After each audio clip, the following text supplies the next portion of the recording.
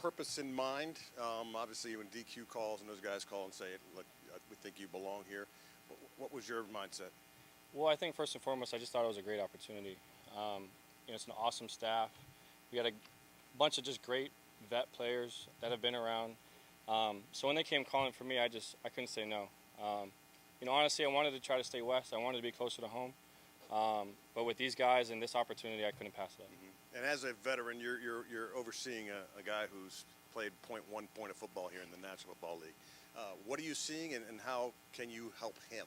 Yeah, it's so interesting, right? Like, I feel like I've been through the gamut of everything. I've been a starter, I've been a backup, I've been hurt, I've been benched, and I think for me, like, I try to just bring all of those experiences into the room. I really believe that the quarterback position is one of the hardest in sports, and when you have a solid foundation in the quarterback room, it really doesn't matter who's pulling the trigger. I think it's going to be beneficial for everybody. What do you think of Jaden so far now that you guys have been in here for a month or so? Yeah, he looks good.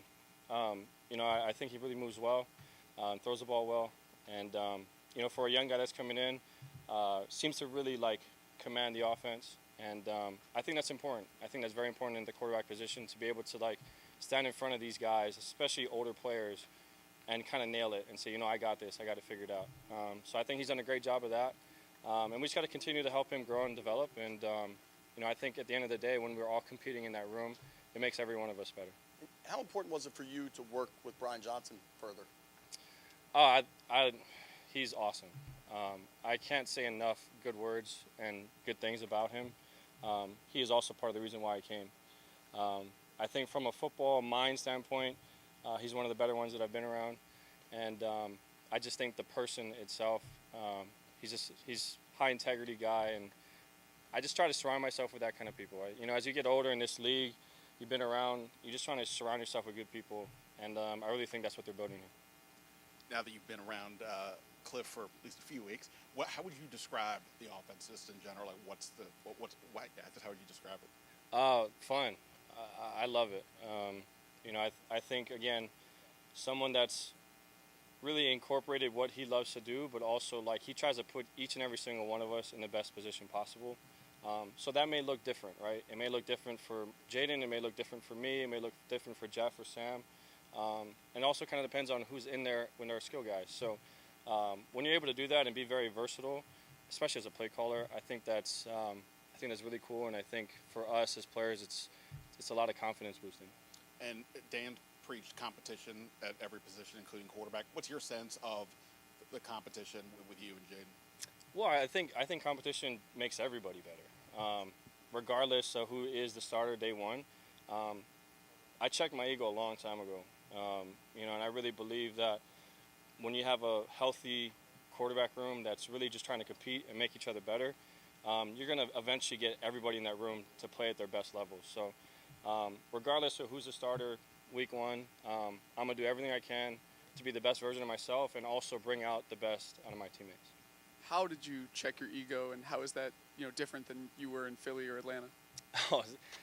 It wasn't different then. I think this game humbles you. I was humbled very early on in my career in Tennessee, and I love ball. I love being around it.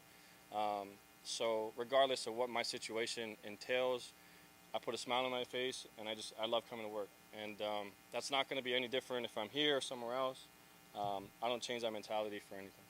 Cliff obviously comes from an air raid tree, but he would say that it's reductive to call him air raid. What would you label the offense? How would you describe it?